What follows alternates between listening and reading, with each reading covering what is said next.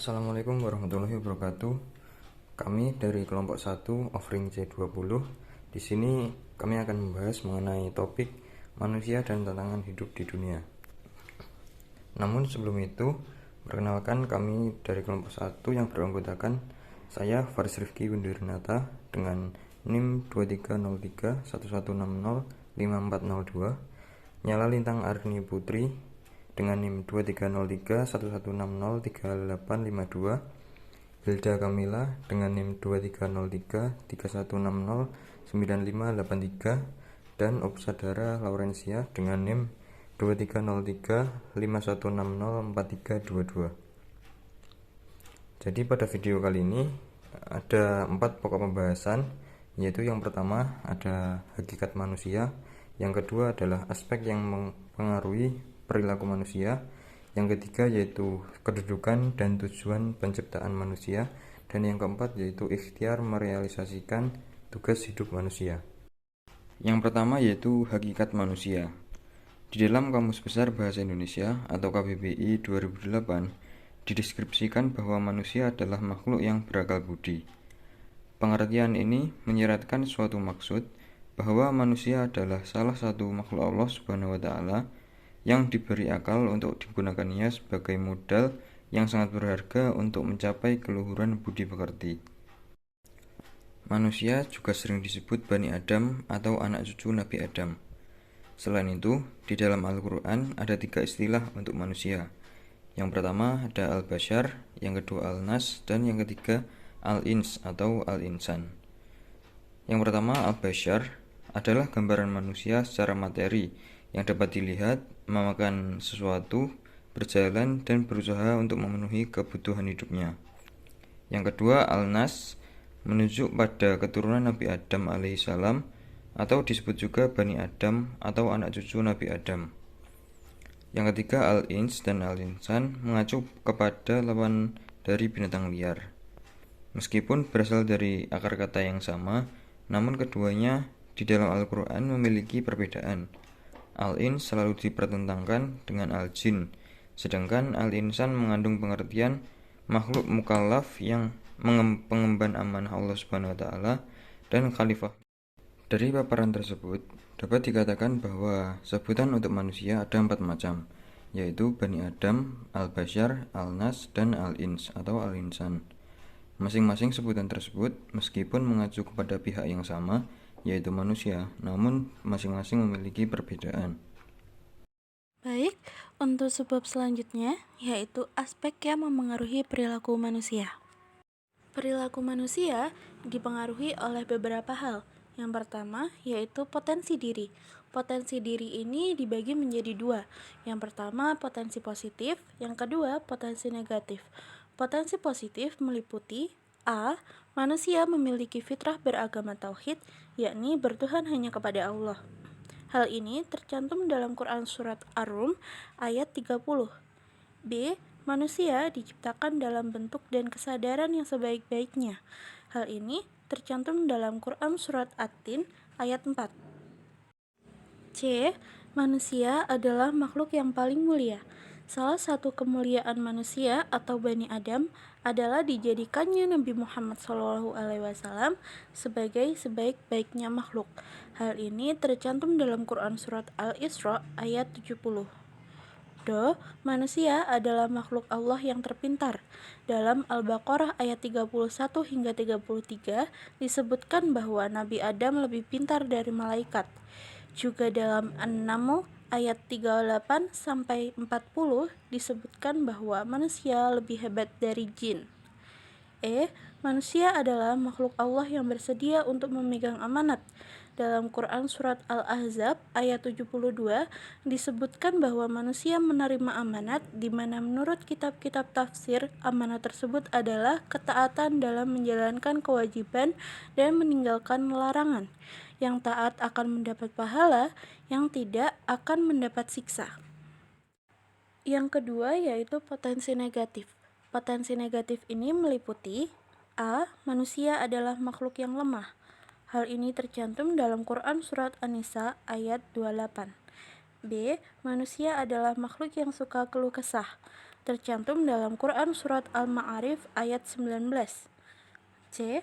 Manusia adalah makhluk zalim dan ingkar, tercantum dalam Quran Surat Ibrahim ayat 34. Kezaliman yang dimaafkan oleh Allah Subhanahu wa Ta'ala yaitu tidak sholat, tidak puasa Ramadan, melakukan kemaksiatan, dan lain-lain.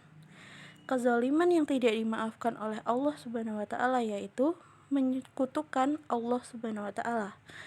Kezaliman yang tidak ditinggalkan oleh Allah Subhanahu wa Ta'ala yaitu kezaliman yang dilakukan kepada sesamanya. Do. Manusia adalah makhluk yang suka membantah, tercantum dalam Quran Surat Al-Kahfi ayat 54. E.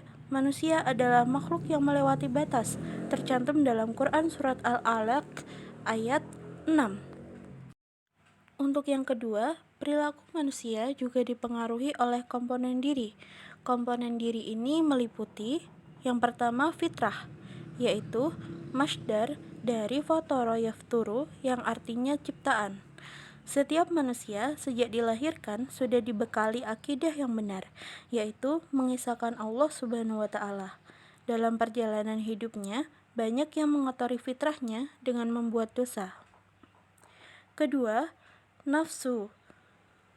Secara umum diartikan sebagai sisi dalam diri manusia yang berpotensi baik dan buruk yang diciptakan oleh Allah Subhanahu wa Ta'ala dalam keadaan sempurna dan berfungsi menampung dan mendorong manusia berbuat kebaikan dan keburukan. Sejatinya, derajat manusia itu di antara malaikat dan binatang. Malaikat memiliki jasad dan akal. Manusia memiliki jasad, akal, dan nafsu. Binatang memiliki jasad dan nafsu. Karena malaikat hanya memiliki jasad dan akal, maka mereka cenderung melakukan kebajikan. Binatang memiliki jasad dan nafsu, sehingga mereka cenderung melakukan kejahatan. Sedangkan manusia memiliki jasad, akal, dan nafsu, sehingga manusia bisa melakukan kebajikan, juga bisa melakukan kejahatan. Nafsu digolongkan menjadi dua, yaitu nafsu amarah, yang berarti nafsu yang selalu memerintah atau mengajak manusia melakukan kejahatan atau perbuatan dosa. Yang kedua, nafsu mutmainnah atau jiwa yang tenang, yaitu nafsu yang dihiasi dengan berbagai macam kebajikan. Komponen diri yang ketiga yaitu qalb atau hati. Secara bahasa, qalb bermakna membalik karena seringkali berbolak-balik, terkadang senang, susah, ada kalanya setuju dan menolak. Qalb berpotensi tidak konsisten. Baik buruknya sifat seseorang ditentukan oleh qalbnya. Qalb ini dibagi menjadi 3. Qalbun salim atau hati yang selamat atau sehat atau bersih. Kedua, qalbun marid atau hati yang sakit atau hatinya orang munafik. Ketiga, qalbun makhtum atau hati yang tertutup atau hatinya orang kafir. Komponen diri yang keempat yaitu akal, yang bermakna sesuatu yang mengikat atau menghalangi seseorang agar tidak terjerumus ke dalam kesalahan atau dosa. Akal dapat dipahami antara lain: 1. Daya untuk memahami dan menggambarkan sesuatu, menyebabkan perbedaan pemahaman seseorang terhadap sesuatu. 2. Dorongan moral atau potensi manusia untuk tidak melakukan perbuatan yang tidak dibenarkan atau dilarang oleh agama. Yang ketiga, daya untuk mengambil pelajaran dan kesimpulan serta hikmah. Dengan daya ini, manusia memiliki kemampuan untuk memahami, menganalisis, dan menyimpulkan berdasarkan dorongan moral yang disertai kematangan berpikir. Manusia harus mampu menggabungkan kemampuan berpikir dengan dorongan moral agar apa yang ia lakukan dapat menghasilkan sesuatu yang positif. Untuk yang ketiga, perilaku manusia juga dipengaruhi oleh lingkungan. Pada dasarnya, setiap manusia dilahirkan dalam keadaan bertauhid. Kalau akhirnya mereka menjadi ateis atau memeluk agama yang menyimpang, maka salah satu faktor penyebabnya adalah lingkungan. Lingkungan ini dibagi menjadi 3. Yang pertama yaitu lingkungan keluarga, yang menyebabkan dia memeluk agama apa. Lingkungan Yang kedua, yaitu lingkungan pergaulan. Kalian pasti pernah mendengar bahwa orang yang bergaul dengan penjual minyak wangi, ia akan ikut berbau wangi. Sementara orang yang sering hidup di tengah pandai besi, maka ia ikut hitam kulitnya karena terkena asap api dalam proses pembuatan produk dari besi. Yang ketiga, lingkungan pendidikan. Lingkungan pendidikan ini mengutamakan pembinaan kecerdasan intelektual, sosial, spiritual, dan emosional. Kemudian yang terakhir, perilaku manusia dipengaruhi oleh ikhtiar manusia. Dijelaskan dalam Quran Surat Hud ayat 6 bahwa untuk memperoleh rezeki dari Allah, binatang harus melata atau berusaha. Kalau binatang saja tidak berakal harus berusaha, maka manusia sebagai makhluk yang berakal harus lebih banyak dan lebih baik dalam berikhtiar memenuhi segala kebutuhannya. Setiap usaha juga harus disertai dengan doa. Baik, selanjutnya adalah kedudukan dan tujuan penciptaan manusia. Ada dua kedudukan penting yang diberikan oleh Allah kepada umat manusia, yaitu sebagai hamba Allah dan sebagai khalifah Allah. Sebagai hamba Allah, manusia mendapatkan tugas untuk beribadah kepadanya, seperti dalam firman Allah pada Quran Surat Toha ayat 14. Innani ana Allah la ilaha illa ana fa'budni wa aqimis salata li dzikri. Artinya, sesungguhnya aku adalah Allah, tidak ada Tuhan selain aku, maka sembahlah aku dan tegakkanlah sholat untuk mengingatku. Yang kedua adalah manusia sebagai khalifah Allah. Allah berfirman dalam Quran Surat Al-Baqarah ayat 30. Ingatlah ketika Tuhan berfirman kepada malaikat, Aku hendak menjadikan khalifah di bumi. Mereka berkata, apakah engkau hendak menjadikan orang yang merusak dan menumpahkan darah di sana, sedangkan kami bertasbih memujimu dan menyucikan namamu? Dia berfirman, sesungguhnya aku mengetahui apa yang tidak kamu ketahui. Jadi, mengapa manusia disebut dengan khalifah di muka bumi? Karena manusia memiliki kelebihan wawasan, intelektual, dan keterampilan yang tidak dimiliki oleh para malaikat. Oleh karena itu, hubungan kedua kedudukan manusia tersebut bersifat umum dan khusus. Kedudukan khalifah masuk dalam kedudukan hamba Allah, dan karena itu, jika posisi hamba Allah di dalamnya ada malaikat, maka ada dalam khalifah Allah hanyalah manusia. Manusia dengan dua posisinya yang penting tersebut diciptakan hanya untuk beribadah kepada Allah.